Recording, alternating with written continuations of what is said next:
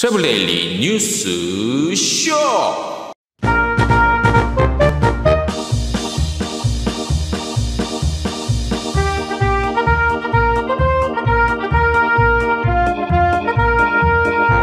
네, 여러분 안녕하십니까? 트래블 데일리 동영상 뉴스 쇼 3월 23일 화요일자 순서입니다. 오늘 앞서 그 주요 헤드라인 소개해드리는 거는 좀 생략을 했습니다.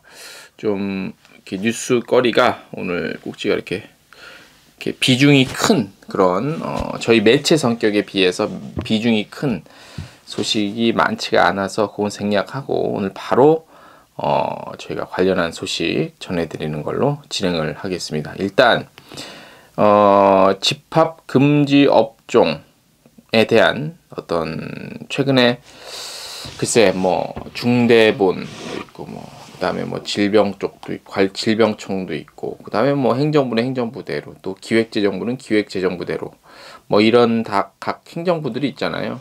일단 통합해서 통칭해서 정부라고 해도 큰 무리는 없을 것 같은데 아무튼 이 집합금지 업종에 대한 이중성에 대해서 업계가 굉장히 부글부글 끓고 있다 이런 내용의 얘기인데 뭔 얘기냐면 코레일 있죠. 코레일에서 기차 연계 상품을 하는데 운영 중지를 좀 일방적으로 해서 우리 국내 여행 특히 기차 연계에서 국내 여행 상품 파시는 분들의 손실이 안 그래도 힘든데 그나마 국내 여행이 코로나19 이후에 그나마 국내 여행은 좀 어느 정도 버텨줬는데 어려움을 굉장히 겪고 있다. 이런 얘기가 좀 있습니다. 요거 전해드리고요. 그 다음에 캐세이 퍼시픽 항공에서 디지털 백신 여권 시범사업 확대한다는 거 얘기 전해드릴 거고 신간 소개 경희대 그 미래관광연구회에서 공동으로 만든 넥스트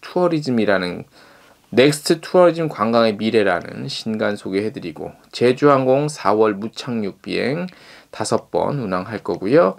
박영선 서울시장 후보가 서울관광협회 중앙이 아니라 서울시 관광협회를 찾아서 간담회를 했다는 그 내용, 그 다음에 티웨이 항공 국내선 강화한다는 내용, 하나투어가 국내여행 관련해서 경남사랑 상품권 증정한다는 내용 이렇게 좀 전해드리겠습니다. 먼저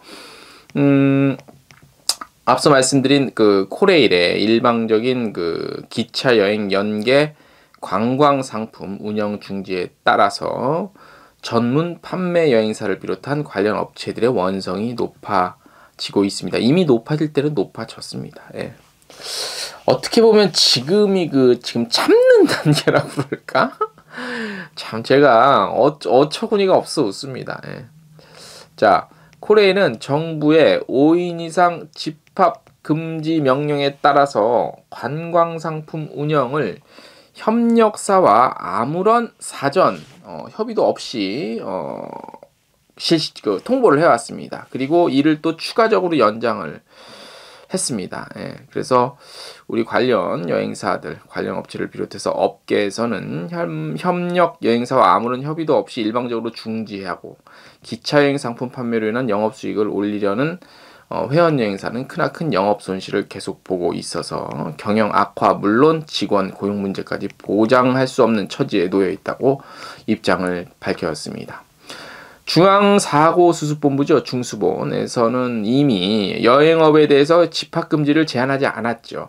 지금 이 문제 때문에 이쪽 정부에서 여행업은 집합금지를 제한하지 않았기 때문에 집합금지 업종으로 지정을 해줄 수 없다는 입장을 지금까지 하고 있잖아요. 자, 들어보세요.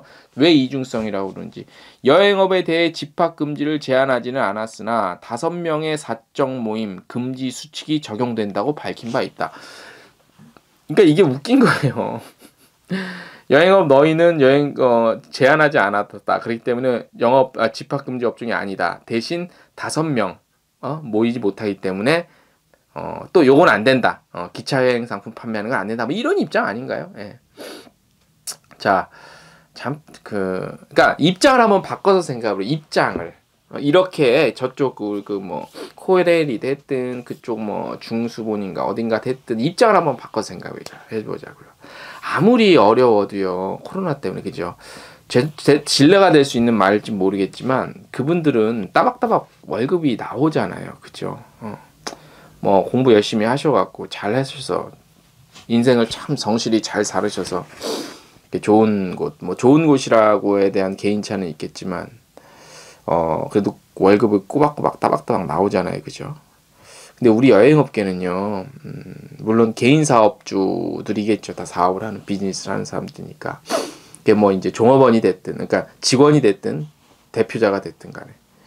1년, 한번 입장 바꿔서 1년 동안 통장에 돈이 번 게 하나도 없다고 생각해 보세요. 예. 뭐 원칙도 좋고, 뭐, 다른 업종과의 형평성 다 좋은데, 한번 입장 바꿔 생각하면 아마 우리 여행업계가 왜 이렇게 화를 내는지 아마 아실 겁니다. 자, 이에 대해서 여행업계는 기차여행, 연계, 관광상품 판매를 일방적으로 중지한다는 것은 집합금지 업종에 대한 정부의 이중성을 보여준다고 밝혔습니다.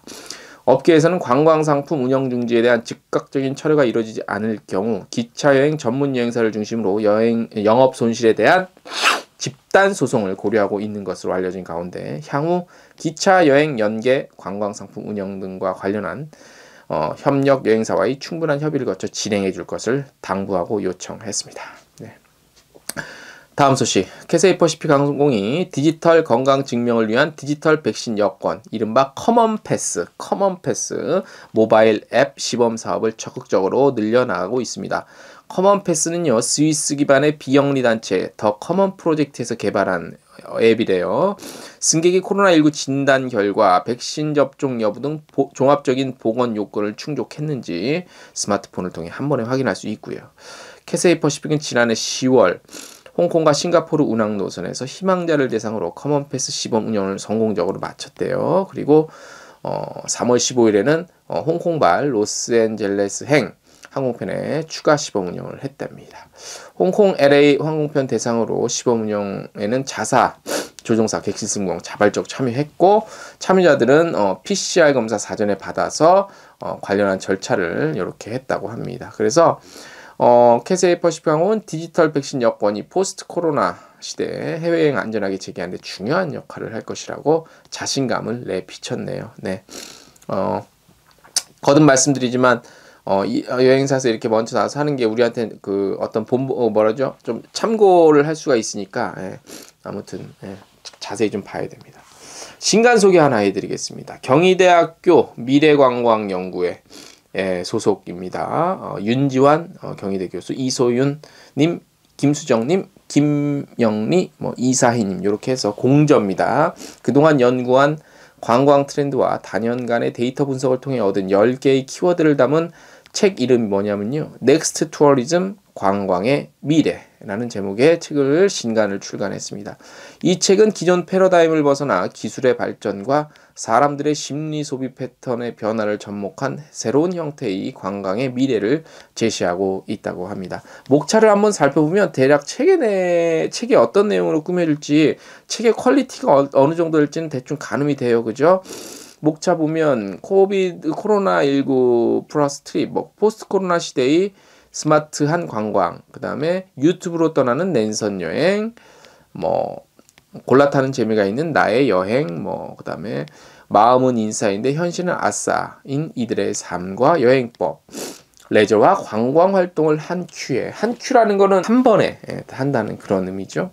시니어 플렉스 해버렸지 뭐야, 이런 내용도 있고, 너의 취향을 리스펙트, 이런 거, 소비해라 그럼 열릴 것이다, 이런 제목이 있고, 떼어놓을 수 없는 우리 집 막내, 그런 것들이 있습니다. 이게 보니까 그 중에 챕터 중에는 관광의 현주소와 미래관광이라는 내용이 있네. 이게 우리 관광 관련한 교수, 그러니까 학계에서 쓴 내용이라 굉장히 저도 아직 안 읽어봤습니다. 저 책이 올 건데 책 읽어보면 제가 나중에 한번 이거 유튜브 라이브 방송할 때 책 관련한 내용 한번 다뤄보면 어떨까라는 생각도 해봤습니다.만 굉장히 좀 무거울 것 같은데, 일단 목차만 보면 그렇게 무겁지 않고, 우리 관광 전공하시는 분들이나 업계 종사하시는 분들 당연히 읽어야 될 것 같고, 또 소비자들도 보면 좀 재밌을 것 같습니다. 그래서 한 308쪽 정도 되네요. 온라인 구매하시면 좀 더 할인된 가격에 구매할 수 있으니까, 이 관광 그러니까 관광 산업 관련한 책들이 잘 안 나와요, 사실.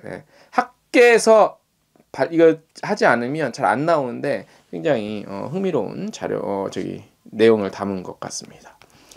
다음 소식입니다. 서울관협이죠. 서울시관광협회 지난 19일 박영선 더불어민주당 서울시장 후보가 찾아와서 간담회를 열었습니다.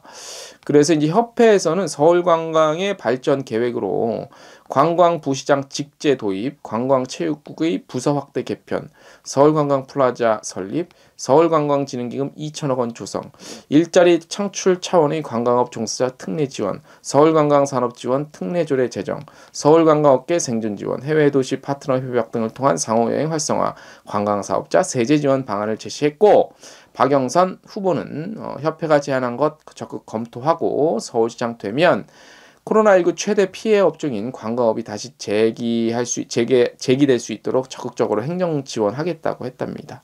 그리고 박 후보는 화끈한 무이자 대출, 백신 접종을 통한 여행 활성화, 첨단 기술과 과학을 접목한 스마트 관광 구현, 신규 자산 통합 관광자원 개발, 관광업계 직간접 지원 등의 구체적인 관광업 부응책도 제시했다고 합니다.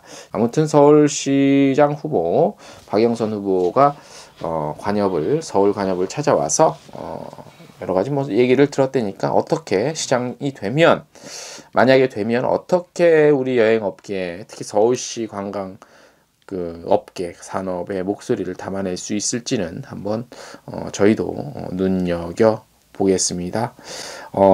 오늘 대략 저희가 준비한 소식은 여기고, 이왕 많이 나왔으니까 저희가 몇 마디를 좀 더 말씀을 드리면, 이번 코로나19 사태를 거치면서 우리 여행업계가 각 협회별로도 많은 노력을 해오고 생전 안 하던 거리에도 나갔습니다.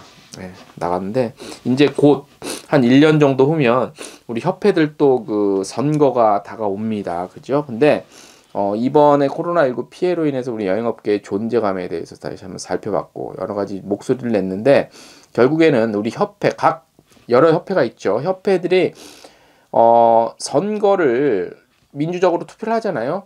이 선거가 투표를 한다고 하지만 그동안 우리가 암암리에, 그리고 많은 아시는 분도 있고 모르시는 분들도 있었겠지만, 좀 상식에서 벗어난 결과가 아니라 과정이 나온 적이 꽤 있었어요. 그죠?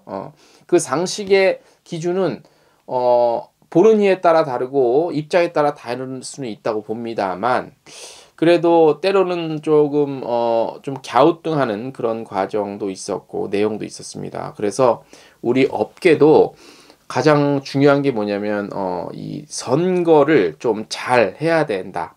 잘 해야 된다는 게 무슨 말인지는 아마 많은 함축적 의미를 담고 있어서 아시는 분은 아실 겁니다. 그래서 선거에 대한 중요성, 우리 업계도 필요하다.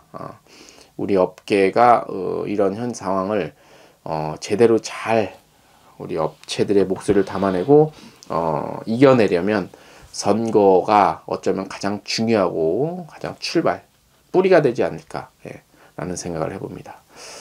트래블 데일리 동영상 뉴스쇼 오늘 순서 여기까지입니다. 안녕.